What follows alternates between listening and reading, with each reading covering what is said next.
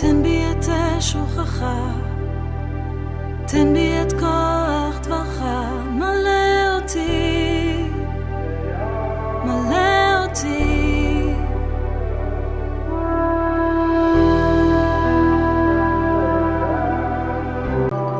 תן בי את שוכך, תן בי את כוח דברך. Shalom bien-aimés, shalom peuple du Tout-Puissant, que le Saint d'Israël soit béni encore une fois, soit glorifié, lui qui nous donne le souffle de vie, lui qui est digne de toute gloire, de tout honneur, de toute puissance, de toute magnificence, lui qui est digne de régner dans nos vies, de régner au ciel, de régner sur la terre, de régner sous la terre. À lui seul le règne au siècle des siècles, au nom puissant de son Fils Yeshua. Alléluia. Amen. C'est une question aujourd'hui qui choque. C'est une question qui prive des fois de liberté. Une question où les gens se disent, est-ce qu'on doit faire ce que la parole nous dit ou on doit subir ce qu'on nous a toujours dit de faire ou ce qu'on nous a toujours enseigné, car ce que nous voyons dans les Saintes Écritures est le contraire de ce qu'on nous impose à faire. Et c'est quoi cette question? Que dit la parole par rapport à l'alcool? L'alcool, la bière, le vin, le whisky et tout ce qu'on peut citer comme alcool. Que dit la parole? Boire un peu de vin ou de la bière sans en être enivré est-il un péché? Question. Qu'est-ce que c'est l'ivrognerie? Donc vous comprenez, la question ici est liée à tout ce qui est l'alcool à la lumière des Saintes Écritures. Donc je nous invite à nous asseoir ensemble et que le souffle sacré à la base des écrits saints puisse nous enseigner quelle est la pensée du Tout-Puissant concernant l'alcool. Que ce soit le vin, le liqueur fort, la bière, whisky ou tant d'autres alcools. Gloire soit rendue à notre Père qui nous édifie, qui nous parle par son souffle sacré au nom de Yeshua Mashiach. Alléluia. Amen.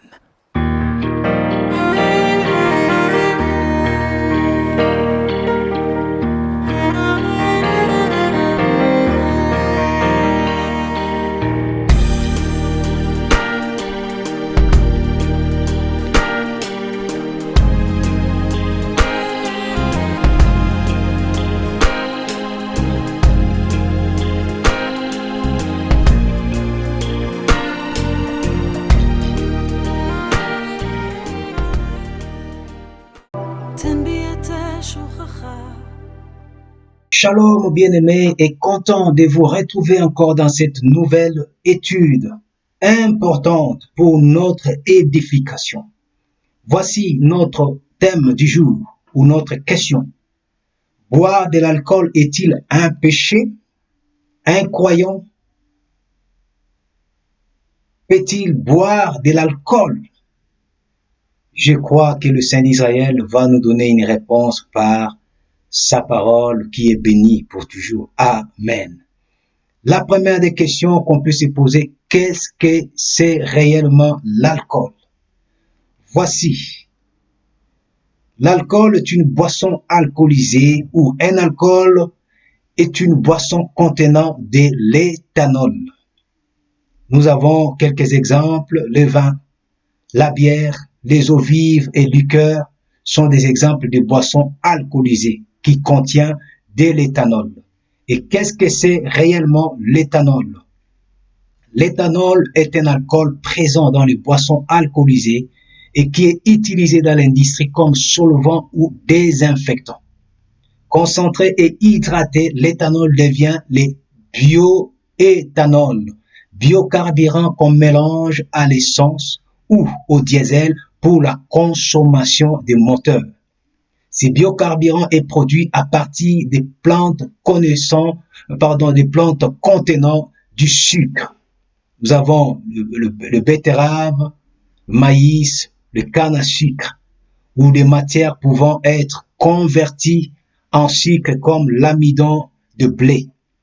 L'éthanol était un gros carburant car il est produit à partir des matières premières agricoles.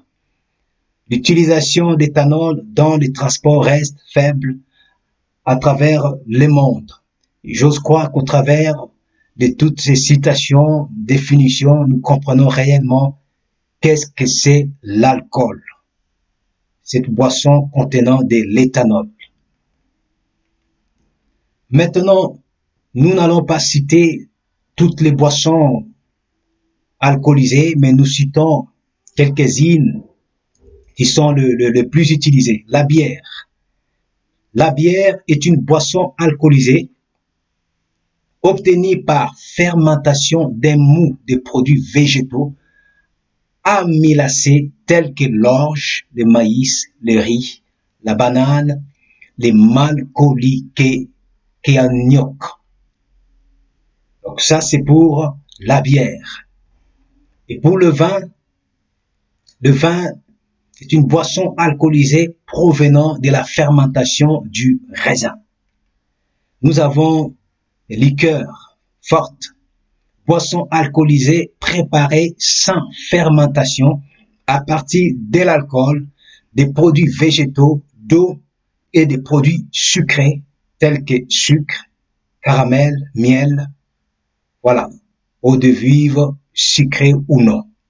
Donc nous citons que ces trois pour nous donner déjà l'idée de toutes ces boissons alcoolisées.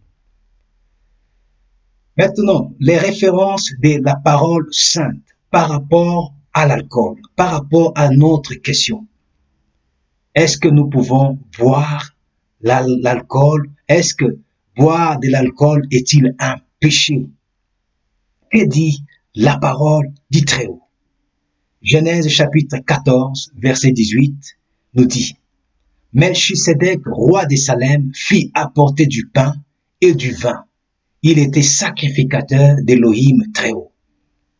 Par ces passages, nous voyons que Melchisedec, roi de Salem, qui est même, selon le livre d'Hébreux, l'image du souverain sacrificateur Kohen Gadol Yeshua HaMashiach, apporta du vin à notre père Abraham. Donc on peut comprendre que notre père Abraham avait bien reçu le pain et du vin de Melchisedec. Donc par ces passages, nous pouvons dire que non, le vin étant alcool n'est pas du tout un péché. Nous descendons. Genèse chapitre 27, verset 25 nous dit: Isaac dit: Serre-moi et que je mange du gibier de mon fils, afin que mon âme te bénisse. Jacob les servit et il mangea. Il lui apporta aussi du vin et il but. Est-ce que notre père Isaac était un pécheur en buvant du vin? Loin de là. Jusque-là, le vin, qui est aussi un alcool, nous montre que non, c'est pas un péché. Exode 29, 40. Tu offriras avec le premier agneau 1/10 d'épha de fleurs de farine pétrie dans un quart de 1 d'huile d'olive concassée et une libation d'un quart de 1 de vin. Ici, dans Exode 29, nous voyons bien parmi les sacrifices qui étaient offerts à notre Père qui est saint, le Saint d'Israël, il y avait le vin qui prenait aussi sa part. Donc on peut comprendre que le vin n'est pas du tout un péché, n'est pas du tout une souillure. Jusque-là. Nous continuons. Deutéronome chapitre 18, verset 4 au verset 5. Tu leur donneras les prémices de ton froment, de ton vin et de ton huile et les prémices de la toison de tes brebis. Car Yahvé ton Elohim l'a choisi d'entre toutes les tribus afin qu'il assiste pour faire les services au nom de Yahvé, lui et ses fils à toujours. Ici, on voit bien ce qu'on donnait aux Lévites, le prémice de tout le froment. Nous voyons ici le prémice aussi du vin. C'est-à-dire, si c'était une offrande agréable à donner aux serviteurs du Tout-Puissant, ce n'est pas du tout jusque-là un péché. Nous descendons dans le livre de Néhémie chapitre 8, Le verset 10 nous dit, il leur dit, allez, mangez des viandes grasses et buvez des liqueurs douces et envoyez des portions à ceux qui n'ont rien de préparé, car ce jour est consacré à notre Seigneur. Ne vous affligez pas, car la joie de Yahvé sera votre force. Beaucoup proclament ces passages, la joie de Yahvé, la joie d'Élohim est notre force. Et quand nous remettons aussi ces passages dans les bons contextes, c'était un jour de la convocation solennelle ou c'est qu'on reconnaît plus simplement un jour de la fête de l'Éternel. Et en ce jour, le serviteur de Yahvé notre Père recommande au peuple du Tout-Puissant d'aller manger des viandes grasses et de boire des liqueurs douces.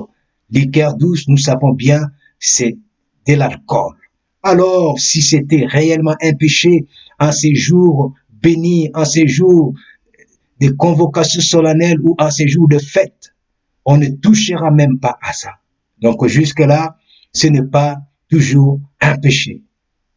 Dans le livre de Joël, chapitre 2, nous connaissons bien les contextes où le Tout-Puissant appelle son peuple à la repentance, à revenir à lui, à déchirer le cœur et non le vêtement, c'est-à-dire à abandonner le mal, mais à revenir à lui.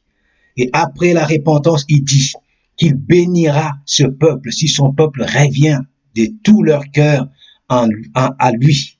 Et parmi ces bénédictions, nous lisons dans Joël chapitre 2, nous prenons juste à partir du verset 23 jusqu'au verset 24, vous pouvez lire tout le chapitre, et la parole nous dit, et vous, gens de Sion, soyez dans l'allégresse, réjouissez-vous à cause de Yahvé votre Elohim, lui qui est votre Elohim, il vous envoie la pluie, selon ce qui est juste. Il répand sur vous les averses, les pluies d'automne et les pluies du printemps, tout comme auparavant. Alors les airs se rempliront de grains et les cuves regorgeront de vin nouveau et d'huile.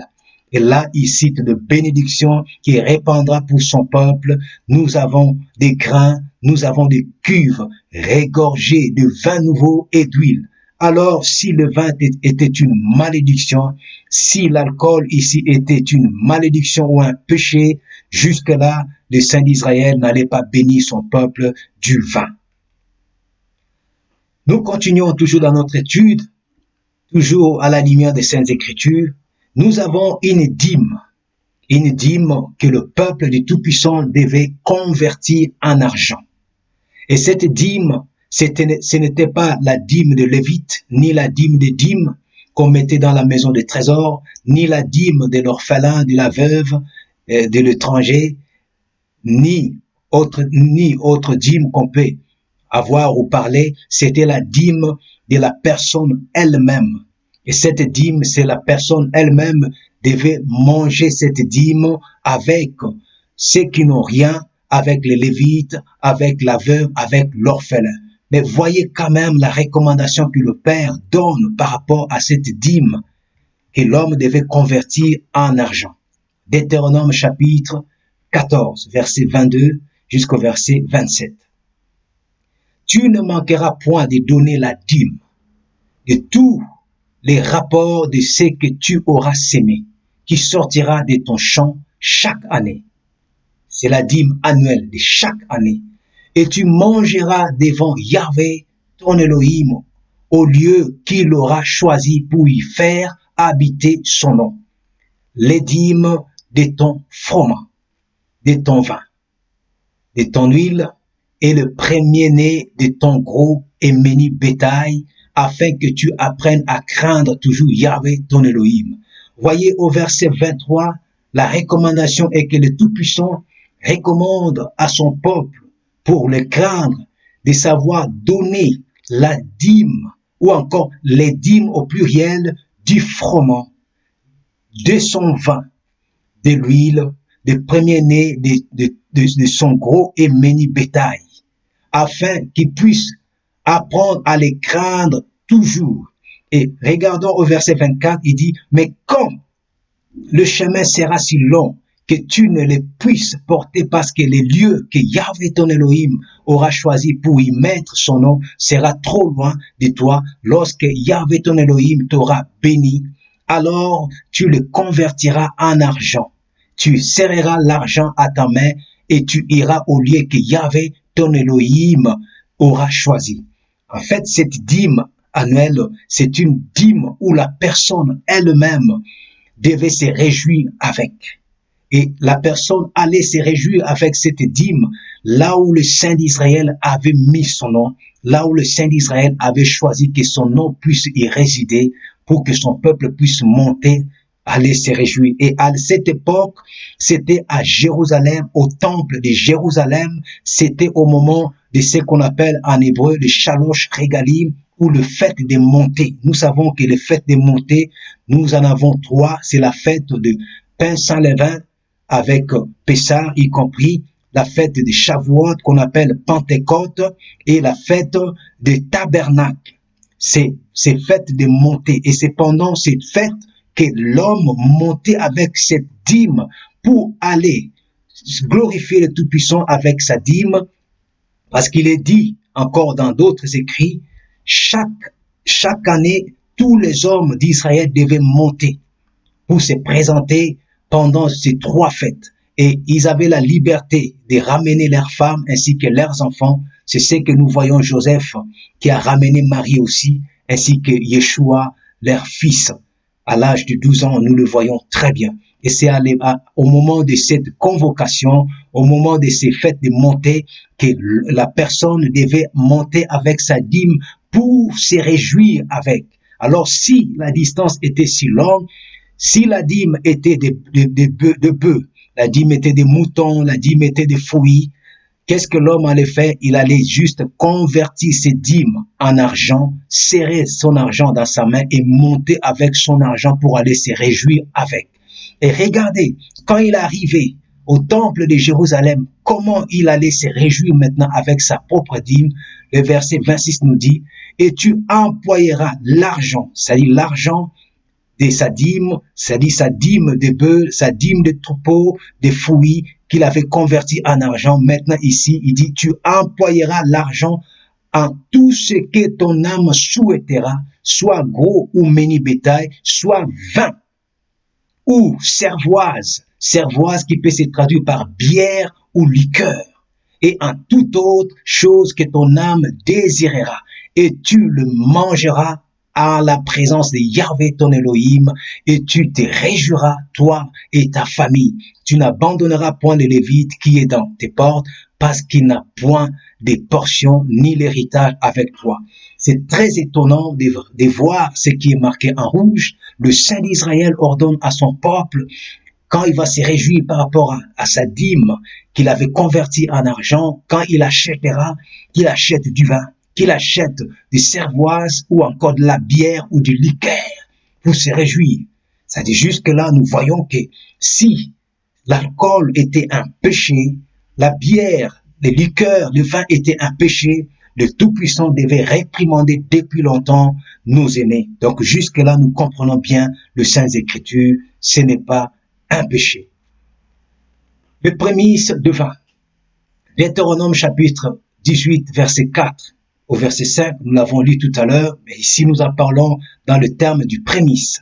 Tu leur donneras le prémisse de ton froment, de ton vin. C'est-à-dire, on voit que l'alcool faisait partie aussi des prémices que l'homme israélite devait donner aux serviteurs du Saint d'Israël. Et comme le dit bien la sagesse du roi Salomon dans le livre des Proverbes, chapitre 3, au verset 9, qui dit « Honore Yahvé avec tes biens et avec les prémices de tout ton revenu. » C'est-à-dire, même les prémices du vin, qui est l'alcool, glorifier le Saint d'Israël, magnifier le Saint d'Israël. Maintenant, toujours dans l'alcool, l'alcool est-il une bénédiction ou un péché? Nous venons de voir déjà que l'alcool n'est pas un péché, mais attention, ça peut se transformer à un péché. Donc nous voyons déjà que ici, l'alcool est une bénédiction. Nous venons de voir par les prémices des vins, nous venons de voir par toutes les recommandations du Tout-Puissant. Nous avons vu aussi dans le livre de Joël, le chapitre 2, le verset 23 au verset 24, après la repentance du peuple, le Tout-Puissant promet de bénir son peuple par des cuves regorgées de vin nouveau. C'est-à-dire, on peut comprendre que le vin, c'est une bénédiction, l'alcool est une bénédiction, mais ça peut se transformer aussi à un mal à un certain niveau que nous allons voir. Pourquoi? Vous voyez, le point 2, nous disons, pour que ça ne se transforme pas à une malédiction ou un péché, il faut le prendre sans s'enivrer. Il faut s'éloigner des l'ivrognerie. C'est là que nous prenons le point B. L'alcool est un péché quand il y a l'ivrognerie. Le livre des Galates, chapitre 5, verset 19 nous dit, « Or, les œuvres de la chair sont manifestes, ce sont l'impudicité, l'impureté, la dissolution, l'idolâtrie, la magie, les inimitiés, les querelles, les jalousies, les animosités, les disputes, les divisions, les sectes, l'envie, l'ivrognerie. » Vous voyez, il y a l'ivrognerie, les excès de table et les choses semblables. Je vous dis d'avance, comme je l'ai déjà dit, que ceux qui commettent de telles choses n'hériteront point le royaume de Elohim. C'est-à-dire, l'apôtre Paul ici nous montre qu'il en avait déjà parlé et il répète, il dit, je vous dis d'avance, comme je l'ai déjà dit, que ceux qui commettent l'ivrognerie. Ici, nous avons l'ivrognerie. C'est quoi l'ivrognerie? C'est l'excès de l'alcool, devenir ivrogne. Et on peut voir, même après l'ivrognerie, on nous pense les excès de table. On peut comprendre même manger, c'est une bonne chose pour notre corps, pour notre santé, pour notre corps qui est le temple d'Élohim, là où habitent les souffles sacrés, les Saint-Esprit. Mais quand manger est en excès, ça devient un péché. Voyez, l'apôtre Paul le dit, ceux qui commettent de telles choses n'hériteront point les royaumes d'Élohim. Même manger en excès, l'excès de table peut nous priver du royaume des cieux, tout comme l'ivrognerie. L'excès de l'alcool devient un péché, c'est là que ça devient un péché. Et Ephésiens chapitre 5, 17 nous dit, c'est pourquoi ne soyez pas inconsidérés, mais comprenez quelle est la volonté du Seigneur. Ne vous enivrez pas de vin. C'est de la débauche. Soyez au contraire remplis du souffle sacré. Voyez, l'ivrognerie, l'ivresse, c'est de la débauche. Ça nous empêche d'hériter le royaume des cieux. L'excès de vin, l'excès de liqueur, l'excès de la bière, c'est qu'on appelle ivrognerie. C'est bien souligné, c'est bien marqué en rouge, c'est-à-dire vivre dans l'ivrognerie, c'est avoir cette habitude de s'enivrer, de devenir alcooliste, de pratiquer l'alcoolisme, une dépendance à l'alcool, être accro, vivre en excès de l'alcool. Et les mots ivrognerie que nous avons dans Galates 5 verset 21 en grec, c'est les mots les mots métaille, qui veut dire intoxication ou ivrognerie ou encore l'ivresse, prendre en excès l'alcool, prendre en excès de la bière, du vin, ainsi de suite. Donc nous comprenons, je pense que nous comprenons, l'alcool en soi n'est pas un péché, mais ça devient péché quand l'homme tombe dans l'ivrognerie, quand l'homme tombe dans l'excès, dans l'ivresse, dans l'intoxication, et il commence à détruire le corps qui est le temple du Tout-Puissant. Voici les bons et les mauvais côtés de l'alcool. Les bienfaits de l'alcool avec modération, toujours avec modération, c'est-à-dire sans excès, sans tomber dans l'ivrognerie. Les bienfaits, une consommation régulière et modérée d'alcool pourrait avoir certains bienfaits pour la santé. En ce qui concerne les maladies cardiovasculaires, le diabète de type B et le déclin cognitif chez les personnes âgées. Voyez, la recherche laisse entrevoir d'autres effets favorables. Une consommation régulière et modérée d'alcool pourrait réduire les problèmes de rhumatisme, d'arthrite, des calculs rénaux et certaines infections. Il ne s'agit que des résultats préliminaires toutefois. Ces effets restent encore à confirmer. C'est-à-dire, par ici, on peut voir le bienfait de l'alcool avec modération, les bienfaits du vin, le bienfait de la bière, le bienfait du liqueur avec modération, sans excès, sans pourtant tomber dans l'ivrognerie. 1 Timothée chapitre 5, le verset 23, nous pouvons voir ce que l'apôtre Paul conseille à Timothée, le serviteur du Tout-Puissant, de ne pas continuer à boire que de l'eau, mais d'utiliser un peu de vin, de boire un peu de vin pour son estomac. C'est-à-dire, on peut comprendre que non, le vin peut faire du bien si on le prend avec modération. C'est une bénédiction du Tout-Puissant si on le prend avec modération.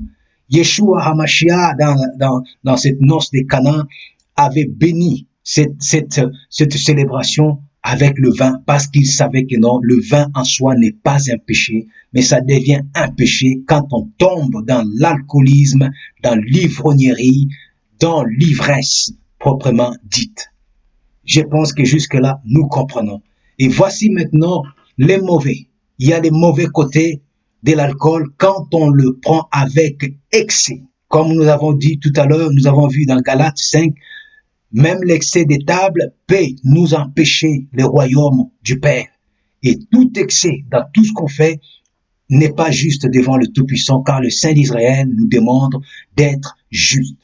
Les mauvais côtés avec l'excès de l'alcool, comme dans le cas des maladies coronariennes, la consommation excessive d'alcool augmente clairement les risques de subir un AVC. Les effets bénéfiques d'une consommation légère à modérée sont toutefois moins évidents. Toutefois, augmenter les risques d'accidents hémorragiques, probablement en raison de son effet claircissant sur le sang. En effet, un sang très liquide se répandrait plus rapidement dans l'organisme. Toujours si l'alcool est pris avec excès. Plusieurs recherches ont montré que la consommation d'alcool augmentait les risques de souffrir d'un cancer de la bouche, de la gorge, du larynx ou de l'ésophage. On suppose les contacts directs entre l'alcool et le molécule d'éthanol et les cellules qui tapissent ces régions du corps d'être en cause. En effet, l'alcool endommagerait, voire détruirait certaines cellules. Une portion de cellules remplaçantes pourrait révéler des mutations responsables des cancers. Ça, c'est quand l'alcool est pris avec excès. Grâce à des grandes études épidémiologiques, on commence à faire la lumière sur le lien entre l'alcool et les cancers du sein. Voyez, ça peut provoquer les cancers du sein, l'alcool. Plusieurs études ont confirmé la relation entre la consommation d'alcool et les cancers colorectal, c'est-à-dire du côlon ou du rectum.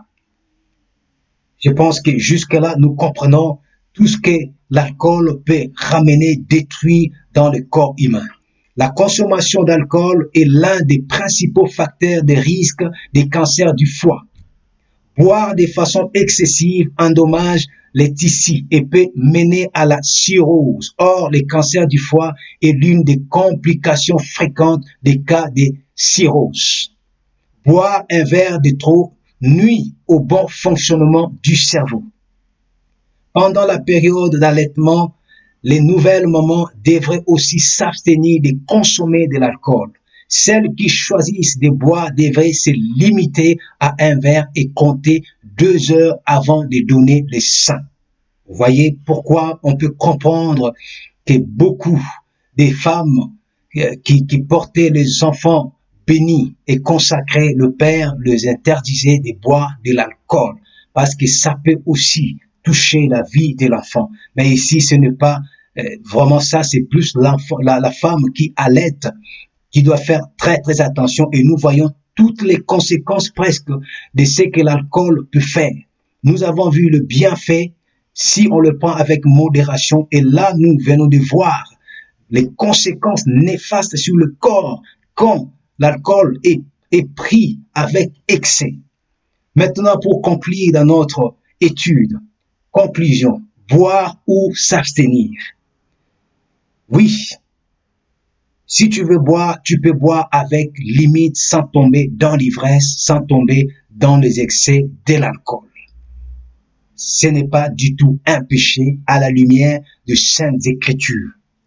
Et deuxièmement, si tu veux t'abstenir, il y a plusieurs possibilités pour s'abstenir. Première possibilité, tu peux t'abstenir aussi pour le service. Nous voyons Lévitique 19 nous dit, tu ne boiras ni vin, ni boisson enivrante, toi et tes fils avec toi, lorsque vous entrerez dans la tente d'assignation, de peur que vous ne mouriez. Ce sera une loi perpétuelle parmi vos descendants. À chaque fois que le sacrificateur rentrait dans la tente d'assignation, dans les tabernacles, il était appelé de ne pas boire. Et c'est une alliance perpétuelle pour le sacrificateur, le fils d'Aaron. Et le pourquoi, c'était pour discerner ce qu'il faut faire. Ne pas entrer dans le temple en étant d'ivresse, parce que le temple était saint, c'était un endroit saint, et le sacrificateur devait entrer avec une conscience nette, pure, sans l'ivresse. On peut bien comprendre, on peut s'abstenir.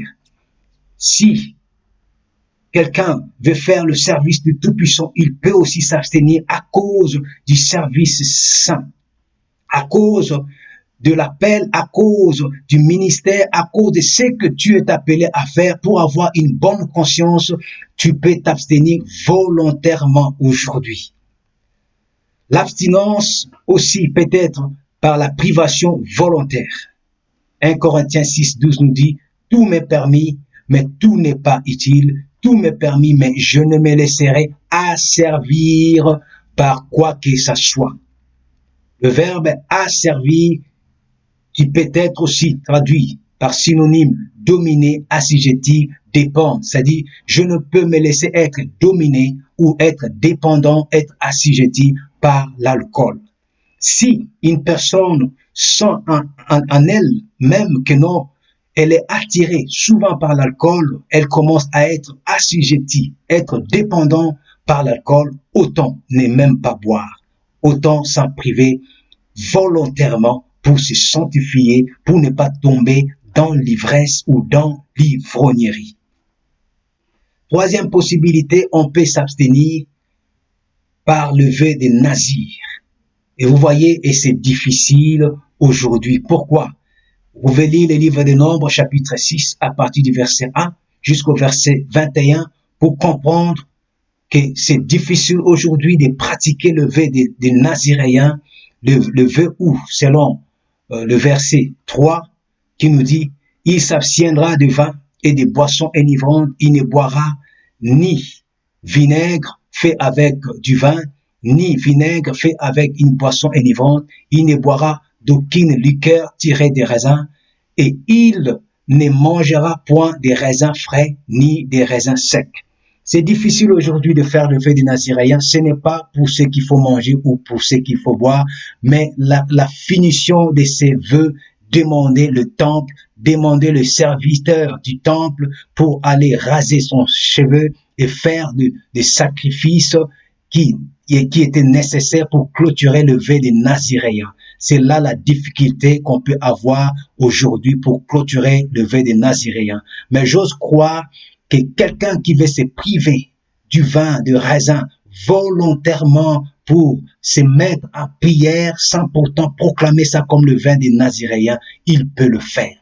Parce que quand on proclame réellement le vœu des Naziréens, il faut s'attendre à accomplir les rituels cérémoniels et sacrificiels qui étaient liés au temple. Et je le répète, quelqu'un qui a un bon cœur de se priver du vin, de se priver des fruits de la vigne pour vaquer dans la prière, chercher le Tout-Puissant, il peut le faire volontairement.